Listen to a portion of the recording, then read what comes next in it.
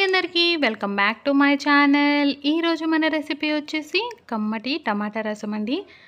ఈ రైనీ సీజన్లో వేడి టమాటా రసం తింటే చాలా బాగుంటుంది కదా. దీని కాంబినేషన్ నేను అరటికాయ ఫ్రై చేశాను.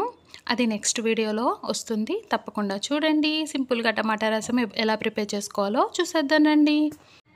దానికోసమని ఒక 5 టమాటా అయితే తీసుకొని నీట్గా వాష్ చేసుకోవాలి. నెక్స్ట్ చూడండి, టమాటాలు అయితే ఒక 4 ముక్కల్లాగా కట్ చేసుకోవాలి.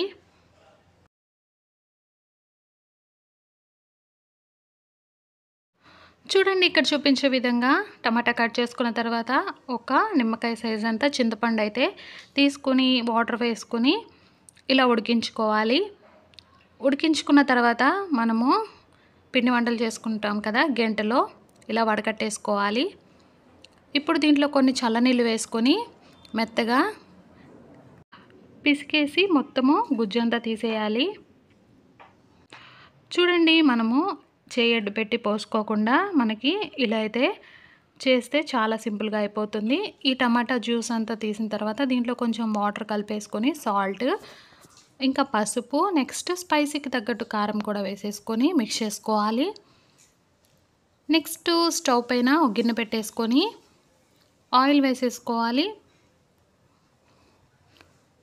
ఆయిల్ హీట్ అయిన తర్వాత పోపు దినుసులు అయితే వేసుకోవాలి. నెక్స్ట్ దీంట్లోనే కట్ చేసి పెట్టుకున్న ఆనియన్స్ కూడా వేసుకోవాలి. ఆనియన్స్ బాగా ఫ్రై అవ్వాలి.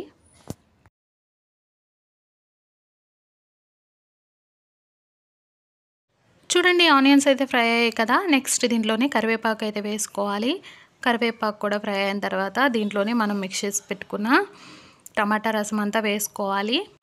మూత పెట్టేసి మరిగించుకోవాలి. ఈలోపు మసాలా కోసము ధనియాలు, నెక్స్ట్ జీలకర్ర, నెక్స్ట్ ఒక అల్లం ముక్క అయితే తీసుకోవాలి. నెక్స్ట్ 2 ఎల్లుల్లిపాయలు అయితే తీసుకొని ఇవి ఫ్రై చేసిన తర్వాత మిక్సీ పట్టుకొని పక్కన పెట్టేసుకోవాలి. మనకి చారు మరుగుతూ ఉంటుంది. ఈలోపు ఈ చారు మరిగిన తర్వాత దీంట్లోనే మనం ముందుగా ప్రిపేర్ చేసి పెట్టుకున్న మసాలా కూడా వేసేసుకోవాలి.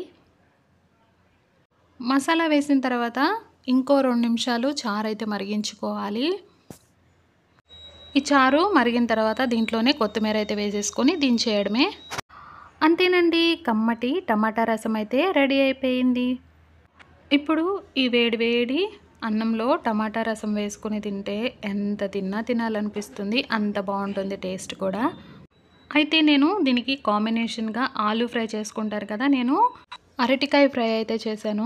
చాలా బాగా వచ్చింది. అయితే ఈ అరటికాయ ఫ్రై రెసిపీ కూడా నా ఛానల్లో ఉంది, తప్పకుండా వెళ్ళి చూడండి.